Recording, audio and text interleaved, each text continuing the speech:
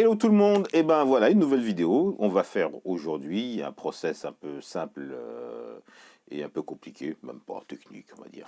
Une prise d'empreinte en élastomère silicone RTV en une partie avec de la vérane, du silicone et une chape.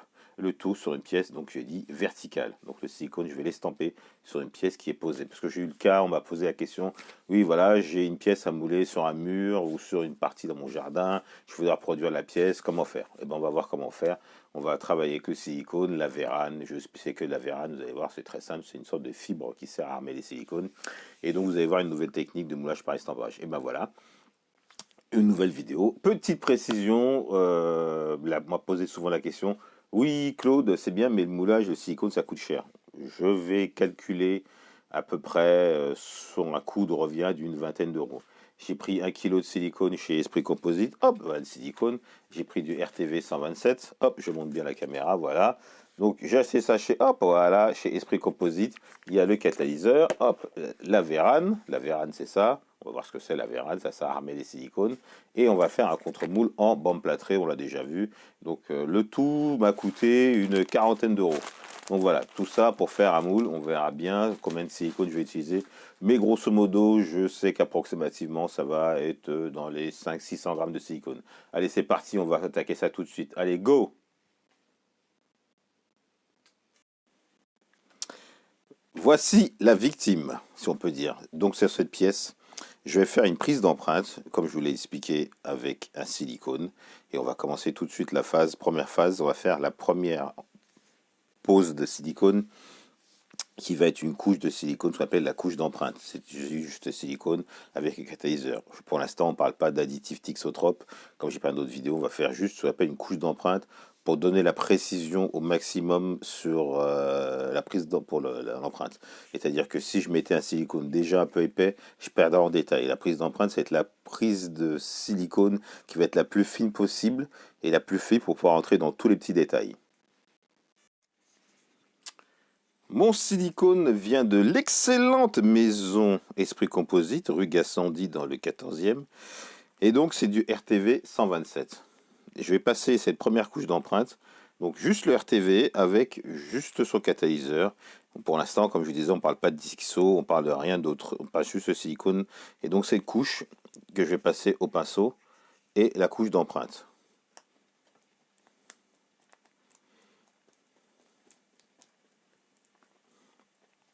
Donc là, le but du jeu, c'est d'avoir une couche assez fine, assez régulière, qui soit rentrée dans tous les petits détails. Et c'est ça qui va nous donner effectivement une prise d'empreinte le plus précis possible. Alors, le silicone RTV 125, c'est un élastomère silicone bicomposant polycondensation. Ça y est, j'ai fait un peu de chimie. Bref, c'est un silicone qui est, l'avantage, c'est compatible avec beaucoup de matière.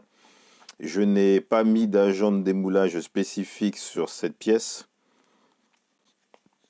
parce que c'est une matière qui craint rien du tout.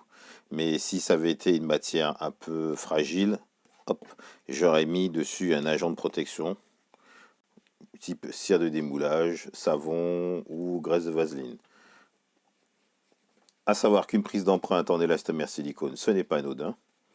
Donc on fait bien attention à bien vérifier que la pièce que je vais mouler soit compatible, que le silicone ne dégrade pas la pièce, puisque le but du jeu, quand on fait un moulage, c'est de récupérer l'original. Donc silicone catalyseur, juste silicone catalyseur, pas d'additif. Temps de prise, on va dire là une dizaine d'heures avant de passer une seconde couche. Temps de prise total pour un élastomère silicone de ce type-là, c'est 24 heures.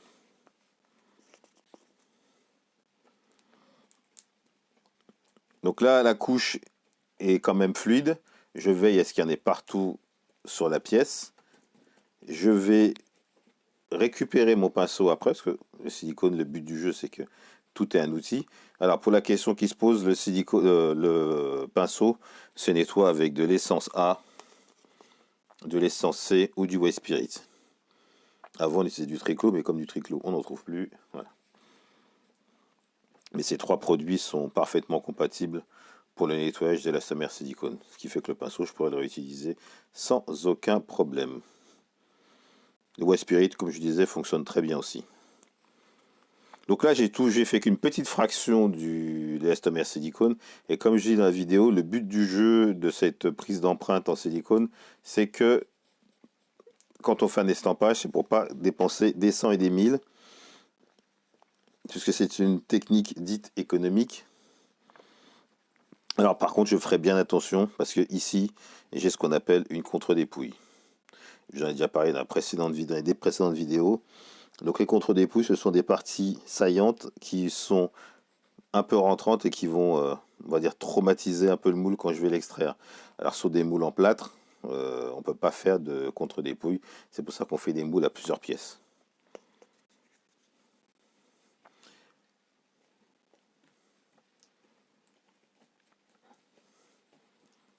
Donc voilà, ça c'est la première couche, la plus importante quand on veut récupérer du détail sur le moulage d'une pièce. Cette couche est très très importante. C'est pas un mastic silicone que je vais passer, c'est vraiment un silicone par estampage. Donc je profite de toutes les propriétés de la matière, parce qu'un silicone c'est précis au micron, pour avoir un moulage le plus précis possible. Et donc c'est cette couche d'empreinte qui va me faire la précision du moulage. De toute façon, je mettrai en description dans la vidéo toutes les phases de la fabrication du moule, les descriptions et le descriptif des produits utilisés. Et comme je vous dis, c'est du RTV 127.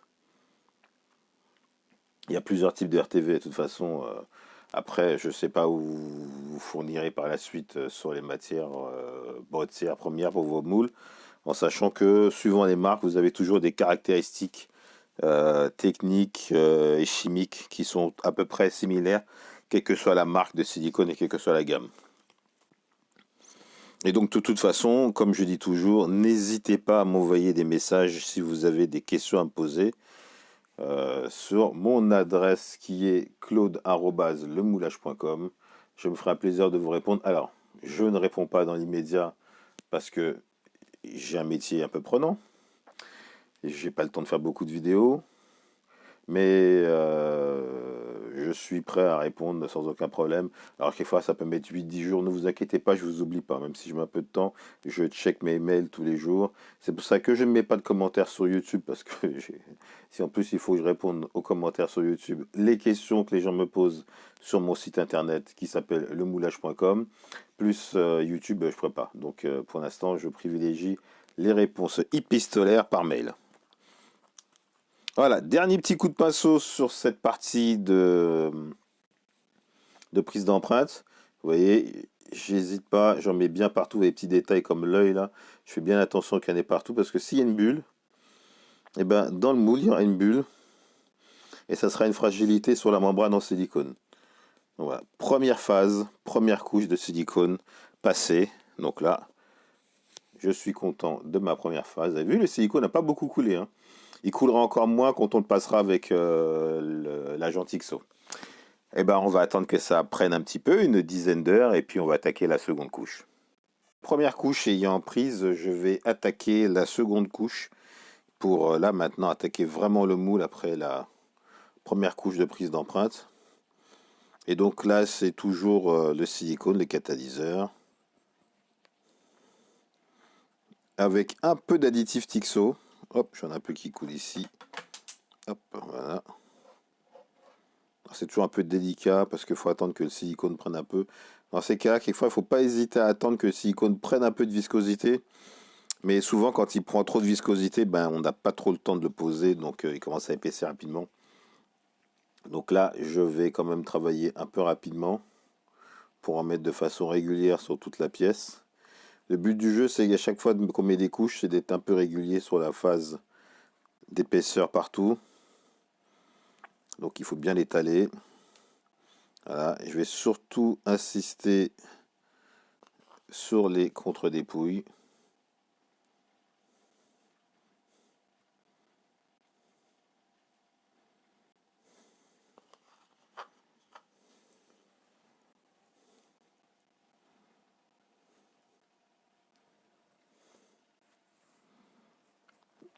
Voilà, je vais finir et après on passera à la phase numéro 3, qui est à dire la pose de la vérane. Ma seconde couche est entièrement posée. Maintenant, on va passer à la pose de la vérane. Alors, la vérane, c'est ceci. Donc, c'est un tissu de verre tissé de façon très lâche. Donc, il est très souple. C'est pas comme de la fibre de verre qu'on utilise pour faire des coques de voiture, des bateaux, des skis. Voilà. C'est vraiment une fibre de verre qui est spécialement faite pour armer les silicones. Donc, elle est souple, hein, elle n'est pas rigide comme la fibre de verre qu'on imbibe de résine. Et cette fibre de verre, enfin, cette fibre de verre, oui, cette vérane d'ailleurs, cette fibre de verre va servir à renforcer la membrane de silicone. Et pour que ça soit bien renforcé, la vérane, je vais la poser sur le silicone qui est encore un peu poisseux. En termes techniques, on appelle ça amoureux.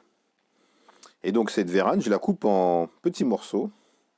Donc je la coupe en petits carrés. Et je vais la déposer sur le silicone encore amoureux. Le but du jeu, c'est de couvrir entièrement la pièce et surtout de couvrir les arêtes un peu saillantes qui va armer le silicone et empêcher qu'il se déchire. Même si j'ai des fortes contre-dépouilles, la vérane va armer le silicone et empêcher qu'il se déchire. Allez, c'est parti, je pose la vérane.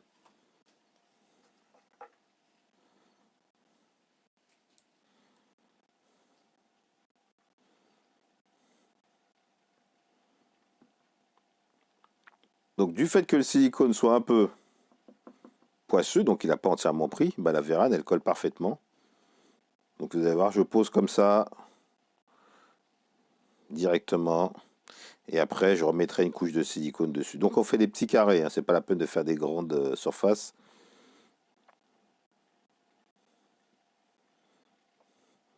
Le but du jeu, c'est de épouser maximum. Alors j'ai fait des grandes longueurs, ça c'est pour les bordures.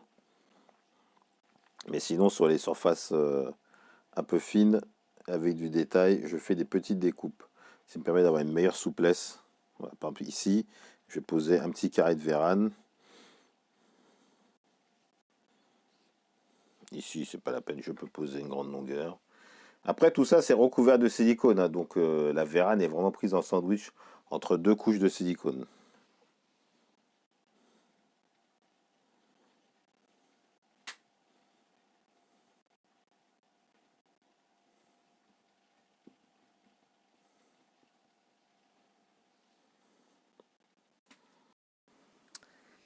Et voilà, la vérane est entièrement posée et sur la pièce. Et je l'ai estampée, c'est-à-dire que j'ai passé un pinceau pour que sec, pinceau sec, c'est-à-dire que je prends une brosse à rechampir, sec, pour vraiment tapoter sur la vérane pour qu'elle s'incruste dans le silicone encore un peu poisseux. Et donc, eh ben, j'attends la prise du silicone et de la vérane et je vais faire la dernière couche qui sera avec un silicone le même, le RTV 127, que je vais catalyser avec le catalyseur Tixo. Et là, cette fois-ci, vous allez voir que le catalyseur Tixo, il sera bleu.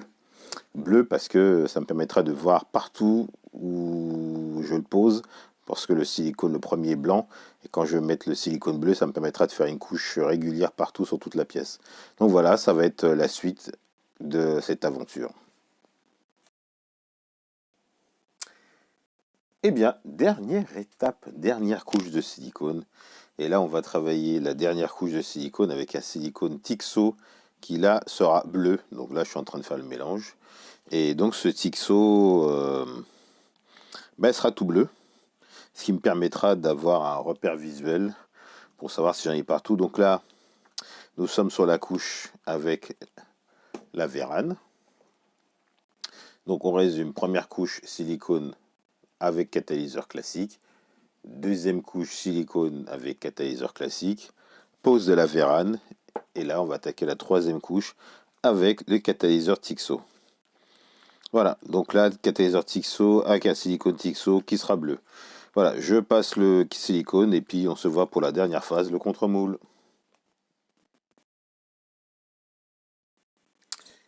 Dernière phase, le contre-moule. Donc là, le but du jeu, pour cette dernière étape avant le démoulage, c'est de préparer un contre-moule que je vais faire en bande plâtrée. Là, je ne vais pas utiliser de filasse, j'utilise la bande plâtrée, c'est beaucoup plus simple.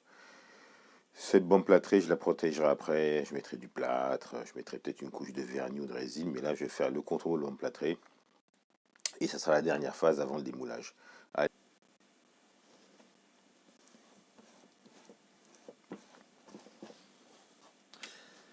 Bande plâtrée, but du jeu, bien la lisser.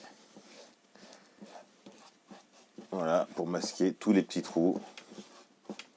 Et vous allez voir, je vais faire une petite opération sur cette bande plâtrée. Je vais y coller, je vais en profiter pour coller des pieds qui vont pouvoir me permettre d'avoir un moule qui tient.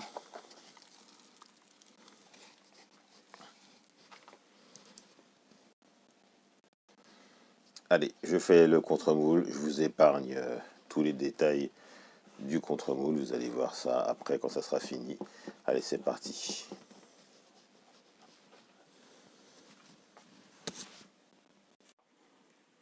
Mon contre-moule est terminé. La bande plâtrée est en train de prendre. Démoulage dans 24 heures. Ici, ce sont des petits tuyaux que j'ai positionnés aux quatre coins du contre-moule qui sont intégrés dans le contre-moule. Ces pièces vont me permettre d'avoir un moule qui va tenir par lui-même. C'est-à-dire que quand je vais démouler le contre-moule, je vais pouvoir le poser, mettre le moule à l'intérieur, et donc de ce fait d'avoir une coulée pratique sans avoir à caler le contre-moule pour que ça convienne. Là, il va tenir tout seul, c'est plus pratique quand on coule de la résine, de la cire, etc. Donc vous verrez ça au démoulage et vous verrez ça au tirage, que le résultat final de ce contre-moule et de ce moule. Voilà, 24 heures de... Eh bien, nous voici arrivés au moment final du démoulage. Je vais extraire le contre-moule.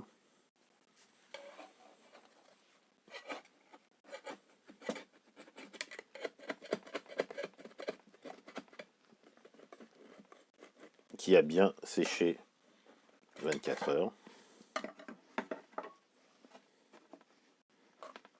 Ah. On va le prendre par le bas des pieds. Voilà. Les petits tubes sont bons. C'est pratique. Comme ça, si ça cache, je peux les changer. Le contre-moule.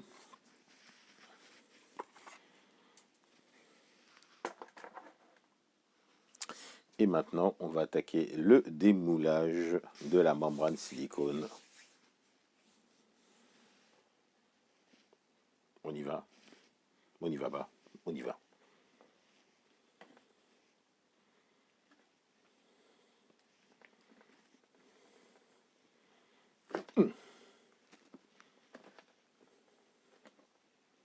Ah bah voilà. Et voilà mon empreinte. Hop, moule, silicone, voilà. Et ben voilà, c'était une nouvelle vidéo du moulage.com. Voilà, vous pouvez me retrouver sur le site internet lemoulage.com. Me laisser des messages sur la messagerie claude@lemoulage.com. Et puis on se retrouve pour une autre prochaine vidéo où on va peut-être patiner cette pièce-là, ou alors on va faire un tirage avec une matière un peu spécifique. Donc on se reverra. Prochaine vidéo, lemoulage.com. Salut, au revoir, à bientôt.